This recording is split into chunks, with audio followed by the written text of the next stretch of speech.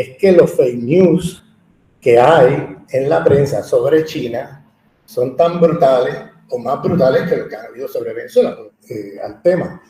Entonces, por tanto, yo creo que yo quisiera hacer como un recuento histórico, un breve recuento histórico de China, un poco para que nos ubiquemos y para discutir qué es China. Para mí el tema es qué es China. ¿Qué es China? ¿Es un país imperialista? ¿Es un país socialista? ¿Es un país capitalista? ¿Qué es China? ¿Qué rayos es China? Porque eso es una incógnita. Hay gente que dice que es socialista, comunista, no sé qué. Hay gente que dice que es capitalista, gente que dice que es imperialista, hay gente de todo. Hoy día, en esa discusión, yo siempre digo, y también hay mucho terror hacia China, sobre todo en públicos occidentales. Cuando tú vas a África, yo acabo de venir de África, de Sudáfrica, acabo de venir, donde estuve 10 días en la Universidad de Cape Town. Pues China no tiene ningún problema con China. Al contrario, tienen muchas cosas positivas que decirle China. Cuando tú vas a América Latina, cuando tú vas a diferentes partes del mundo, las relaciones con China son comerciales, son muy correctas. Y la queja y el terror, yo lo escucho siempre que hablo en Europa o en Estados Unidos. Fuera de este contexto, nadie le tiene miedo a China. O sea, nadie está como, China, ¿qué nos va a pasar con China? O sea, ese terror de qué va a pasar en China. O sea, ese gesto lo veo mucho en audiencias occidentales. No lo escucho en el resto del mundo. Porque China tiene relaciones muy correctas con los países, muy correctas, no hemos visto ninguna invasión militar de China en ninguna parte del mundo. Los golpes de Estado que ha hecho Occidente en África, por ejemplo, varios golpes de Estado en varios países que son para sacar a China del medio, o sea, golpes de Estado hacia gobiernos que han hecho algún tratado con China que amenaza los intereses occidentales en ese país, pues viene un golpe de Estado. Sobre todo los franceses, más que ningún otro, pero también están los americanos, están los británicos, están todos los diferentes imperios occidentales ahí metidos, pero los franceses son lo que se llama la Francafrique, que es todo un conglomerado de control y de dominación que tiene todavía hoy Francia en África, que se ha estado desmoronando en los últimos años, como aquellos que estén bien informados ya sabrán, hay por lo menos 4 países que se han desconectado de Francia, y se han aliado precisamente a ese mundo multipolar al que invita a China, y se han desconectado de Francia.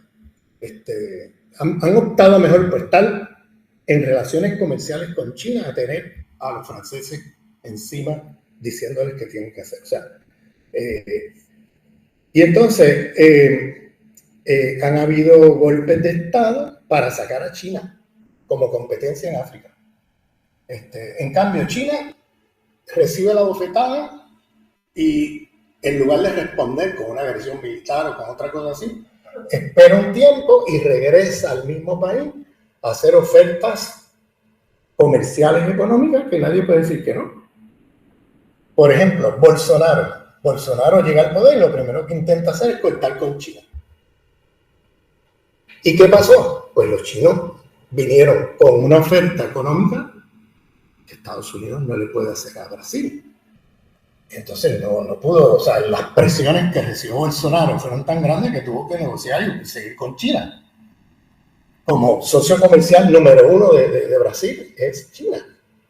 Con todo y que Bolsonaro intentó realinear a Brasil dentro de la esfera de influencia de Estados Unidos, pues no pudo, porque las ofertas económicas y comerciales que hace China son, vamos, imbatibles por los imperios occidentales hoy. Entonces, es muy difícil decirle que no. Entonces, bueno, para saber qué es China y todo esto, yo quiero ir un poquito a la historia, ¿no? En primer lugar, tenemos que entender lo que pasó en el siglo XIX, la Guerra del Opio. China era, vamos,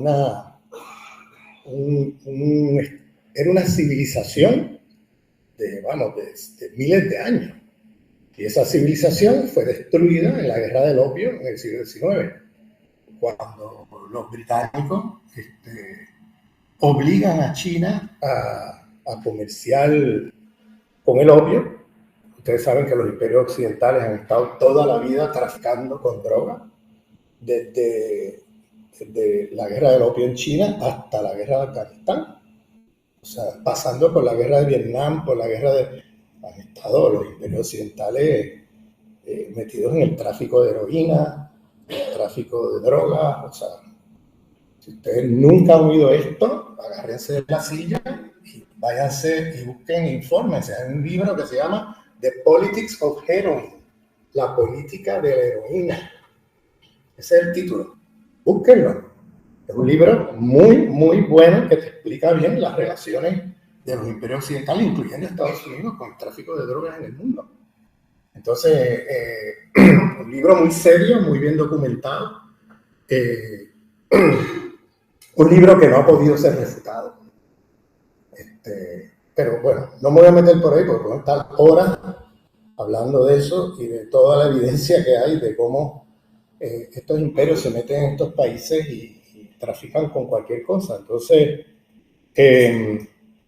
tenemos, hay escándalos ya públicos, o sea, esto no es teoría conspirativa, bien, yo quiero aclarar esto son información de investigaciones que se han hecho en el Congreso de los Estados Unidos. Esto que les estoy diciendo. The Politics of Heroin está lleno de las vistas públicas, investigación y documentos que han salido en el propio Congreso americano. ¿Okay? O sea, lo digo porque no es teoría conspirativa. No. Pónganse a escuchar y a leer los informes del propio gobierno norteamericano y ahí vas a verlo todo. O sea, es impresionante eso. Entonces, China, en la guerra del opio, quedó, la civilización china quedó destruida, quedaron subordinados al imperio británico. Y el imperio británico los obliga a continuar con el comercio del opio y todo esto, y en el proceso destruyen la base industrial de China.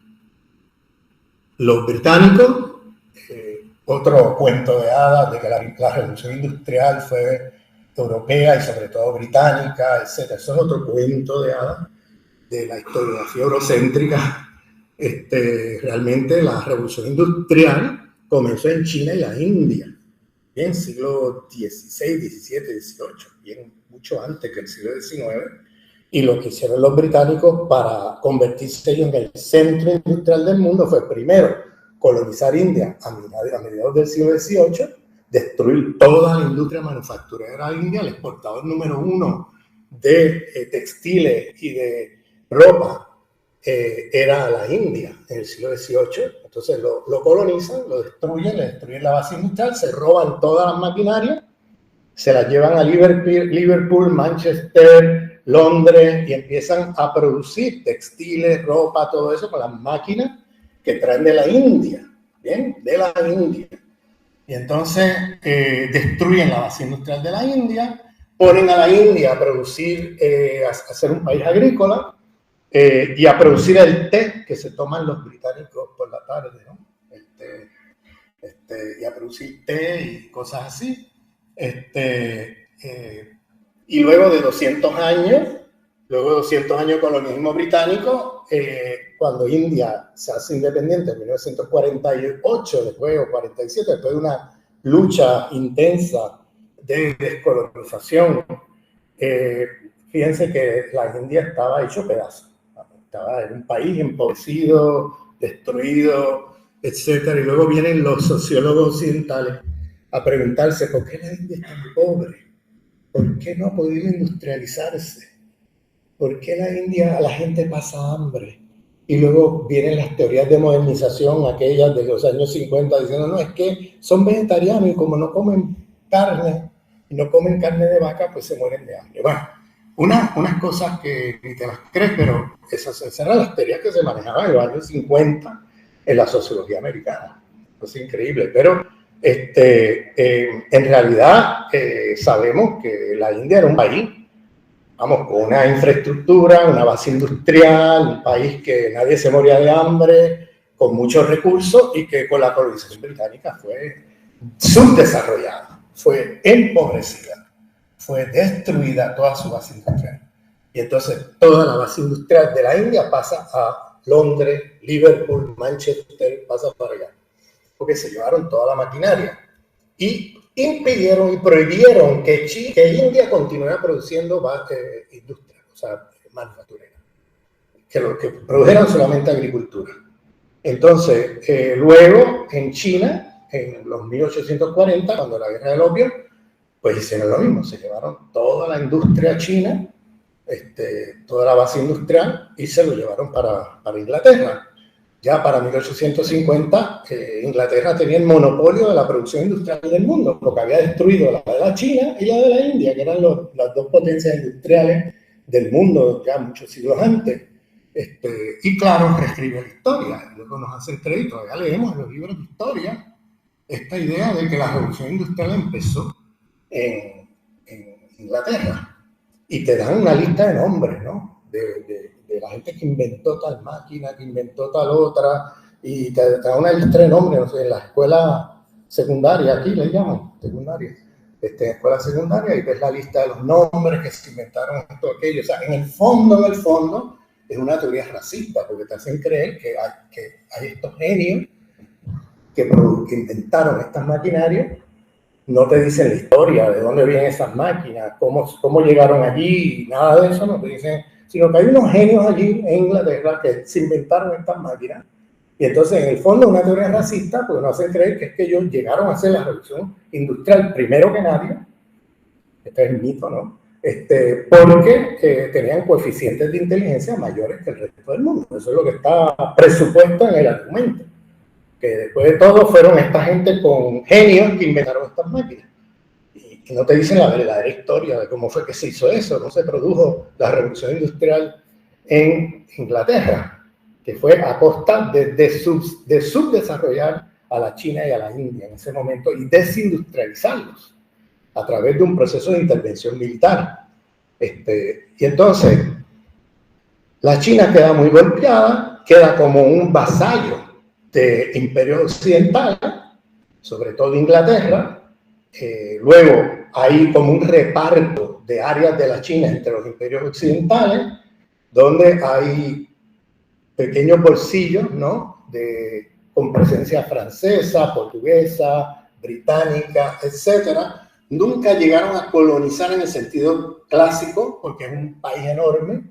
Entonces, lo que sí hicieron fue controlar la costa, controlar el comercio internacional, desde la costa, militarizar la costa con bolsillos de administraciones coloniales, portuguesa y británica sobre todo, pero también habían franceses allí, habían otros imperios presentes, los holandeses estaban en Indonesia, y entonces controlan la parte central a través desde la costa, ¿no? Y intervienen militarmente en la parte central, pero sin pretensión de poner una administración colonial, porque era muy costoso, un territorio enorme, difícil de administrar, y entonces prefirieron trabajar con la subordinación de las élites chinas, que prácticamente se subordinan a los intereses británicos, pactan y por medio de esa intermediación de élites locales chinas, pues el Imperio Británico tuvo un control de todo el... Y entonces China le tenía que pagar una cantidad enorme al año a Gran Bretaña, en impuestos, etcétera. Era una manera era una especie de saqueo, ¿no? De saqueo. Y luego, entrado el siglo XX, pues tenemos que la presencia estadounidense se hace más fuerte. Tenemos la Revolución de 1911. Ya el emperador o el estado, el lineaje, ¿no? Como le llaman al estado chino, está muy debilitado. O sea, hay una rebelión popular que es la revolución de 1911, que es un movimiento democratizador en el país, pero con aspiraciones a sacarse de encima a estos imperios que están saqueando el país. Luego tienes otro levantamiento en 1919, y luego en los años, de ahí en adelante, de los años 20 en adelante, tenemos lo que se conoce como la Revolución China, donde ya comienza un proceso revolucionario de guerra en China, que no termina hasta 1949. En un primer momento había una alianza del Partido Comunista con el Kuomintang, que eran las élites terratenientes del país, frente a los imperios occidentales. Luego esa élite terrateniente pacta con los Estados Unidos y los imperios occidentales, y hay una ruptura en 1927 entre el Partido Comunista y el Kuomintang. De hecho, hay una matanza de comunistas muy fuerte en 1927 en las grandes ciudades de China. Luego tenemos en los años 30, estoy aquí a pinceladas porque el tiempo, pero cada una de estas décadas ameritaría un detenimiento, pero en los años 30 tenemos la invasión japonesa, y vuelve otra vez el Kuomintang y el Partido Comunista a unirse frente a los japoneses, y ahí hay una guerra de liberación frente a los japoneses. Luego triunfan frente a los japoneses en 1945, y ahora empieza una guerra civil otra vez entre el Kuomintang y el Partido Comunista, y luego en esa guerra civil la guerra la gana el Partido Comunista porque tiene el campesinado de su lado frente a los terratenientes del Kuomintang.